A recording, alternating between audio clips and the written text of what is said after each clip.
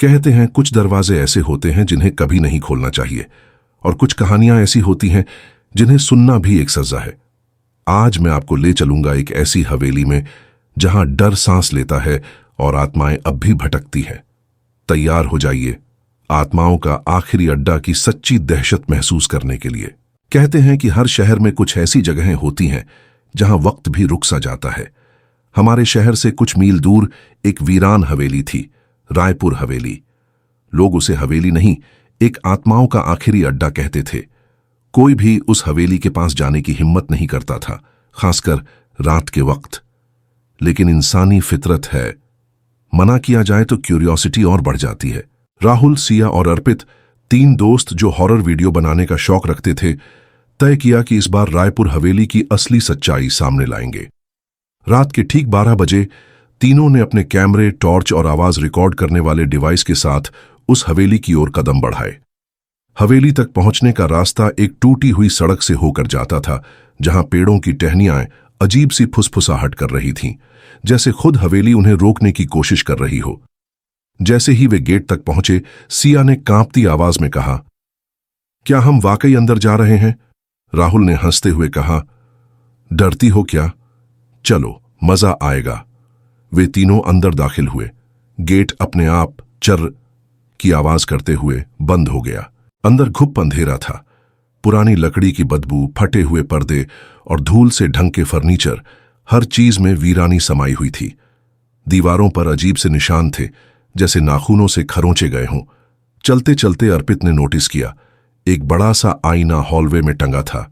लेकिन अजीब बात यह थी, आईने में उनकी परछाइयां थोड़ी देर तक हिलती रहीं, जबकि असली में वे तीनों बिल्कुल स्थिर खड़े थे।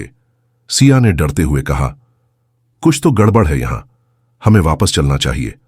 पर राहुल ने कहा, बस थोड़ी देर और, बस एक वायरल वीडियो बनाना है। उन्होंने रिकॉर्डिंग चालू रखी और आगे बढ़ते गए। ऊपर वाली मंजिल से एक भारी भरकम आवाज आई, जैसे कोई फर्श पर घसीटता हुआ चल रहा हो। राहुल ने फौरन कैमरा ऊपर घुमाया, लेकिन वहां कोई नहीं था, सिर्फ एक पुरानी खिड़की जो अपने आप खटाक से बंद हो गई। सिया का चेहरा पीला पड़ चुका था। अर्पित के हाथ कांप रहे थे, पर इससे पहले कि वे कुछ सोच पाते, कमरे का दरवाजा अपने आप तेजी से बंद हो गया। तीनों अंदर फंस चुके थे। कमरे के बीचों बीच एक बड़ा सा लकड़ी का संदूक रखा था। सिया ने डरते डरते उसे खोलने की कोशिश की। जैसे ही संदूक खुला, अंदर से एक पुराना फटा हुआ बच्चों का टेडी बियर मिला और उसके साथ एक टूटी हुई डायरी। डायरी के पन्ने खुद ब खुद पलटने लगे।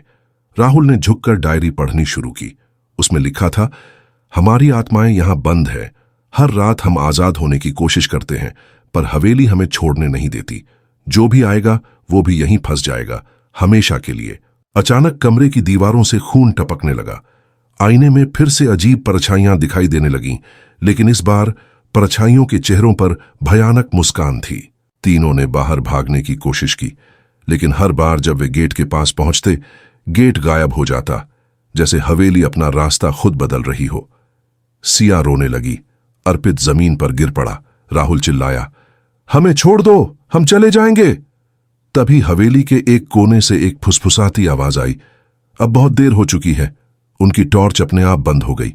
अंधेरा, सन्नाटा, सिर्फ उनकी सांसों की आवाज, और फिर एक के बाद एक उनकी चीखें हवेली के अंधेरे में समा गईं। आत्माओं का आखिरी अड्डा अब 3 और नई आत्माओं का घर बन चुका था। रायपुर हवेली अब भी वहीं खड़ी है, वीरान, सुनसान। कहते हैं अगर आप रात के ठीक 12 बजे उस हवेली के सामने खड़े होकर चुपचाप सुने, तो हवेली की दीवारों से उन तीनों दोस्तों की चीखें आज भी गूंजती सुनाई देती हैं। याद रखना, हर कहानी का एक अंजाम होता है, पर कुछ कहानियां कभी खत्म नहीं होती। अगर आपको ये कहानी डरावनी लगी हो तो वीडियो को लाइक करें और ऐसी और डरावनी कहानियों के लिए चैनल को सब्सक्राइब करना न भूलें। शुभ रात्रि और सुरक्षित रहिए। अगर रह पाए तो